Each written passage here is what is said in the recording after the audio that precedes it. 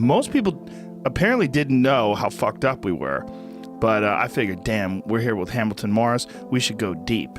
And we just kept hitting that joint till I lost most of my grasp on reality while we're talking. It was just a very slippery conversation. I was just too high to form coherent thoughts. It was just whatever I pieced together was just, it was almost like miming a conversation. But now 7 years later and you have a new place. Yeah. It's beautiful. Yeah, well, you were at the early days. We did it at my house. Yeah. That was way, way, way back in the day. I had no idea, really. I knew who you were, of course, but I didn't know about your podcast entirely. I'd seen clips of you on YouTube, and it wasn't until I was driving home from that recording and my phone just filled with hundreds of emails that I realized, oh, wow, this is a serious phenomenon that I was not aware of. And now I see it's just become huge. It's a weird thing, dude.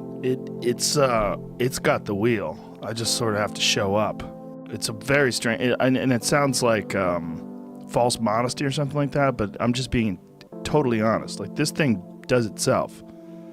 I think a lot of it might have to do with the long form, because people are so used to seeing people's opinions condensed and filtered into these sound bites and snippets, and to hear an extended conversation with someone where they can actually tell stories and articulate their opinions in a nuanced, careful way is so rare.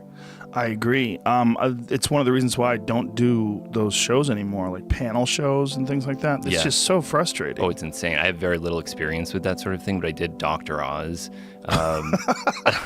last year. One of the worst ones. Yes, and I don't know how any normal person could function in that sort of environment. I mean, I have a TV show, so arguably I'm well trained for that sort of thing, but unless you're an actor who's prepared a line to say as soon as they point at you, there's no way that you could function, because it's not a genuine conversation. It's just an opportunity to launch one sentence sound bites and then audience applause. Yeah, and also the audience is such a strange element to add to a conversation. I mean, if you and I were having this conversation exactly in this room, but to the left of us is an enormous group of people, we would feel weird. We would have to address them. We'd have to turn to them.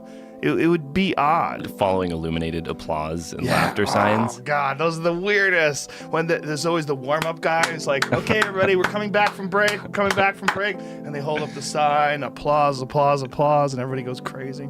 And they create the worst environment. I was on this discussion about kratom. Are you familiar with this? I'm on it right now. Oh, wow. Yeah, I just took some. I fucked my knee up the other day. I did something, and it's been stiff and painful, so I iced it before I came here, and then I just took 6 of them. See what happens. Wow. I took 10 once. Oof. 10 1 10 gram pills? Capsules? Yeah. I don't know how much. I don't know.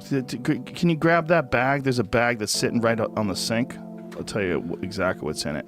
But now I get why people might think it's a drug. What is a drug? Yeah, for sure. But when I took 4, I was like, well, I took 2 for the first time I took it. I took 2, and then a couple times I took 2. And I'm like, this is like a mild stimulant. But then when you get into the range of 8 to 10 pills, it's like, oh, this will fuck you up. This stuff. The stuff I take is Urban Ice Organics, and see, it says take 2. It doesn't say the amount of material in the capsule. What does it say there?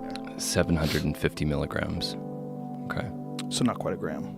Not quite a gram. All right. That seems like a reasonable amount. But they always construct these things in these ridiculous, dramatic oppositions. Like it was me versus a woman whose son had died of some kratom-associated overdose. And, it turns into a thing like, well, what do you have to say to this woman whose son died?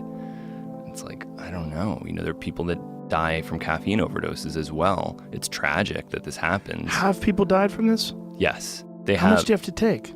An enormous amount. I mean, I think a lot of people set up these unrealistic expectations with these drugs where if they like a drug, they want to say, it's impossible for it to kill anyone. It's impossible. There's no possible way. If you set that as your standard, you'll always fail, because people will die doing absolutely everything. Running, having sex, defecating.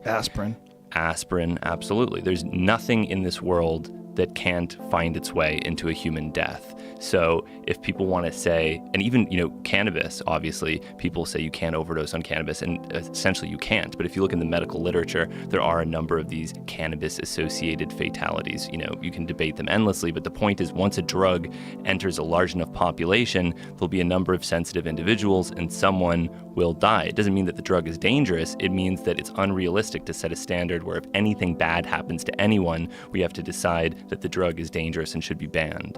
Yeah, I agree. I mean, look, water kills people. There's a lot of these hazing things where the fraternity kids will be asked to drink a shit ton of water, and people have died from it. A woman died in San Jose a few years back from a contest to drink water to get her son like an Xbox or something like that. Yeah. Yeah, I mean, there's a lot of things that are lethal, but the LD50 for cannabis is like, you literally have to smoke your body weight or something, right? It's something crazy. It would be very difficult. Yeah, but it doesn't mean that you couldn't get so high that you did something really stupid and wind up dying. Right. Yeah, especially dependent upon the person and the biological variabilities. Right, exactly. And I think it's also just a sort of a bad road to go down. People always want to emphasize the safety of things, but in my opinion, safety isn't the point.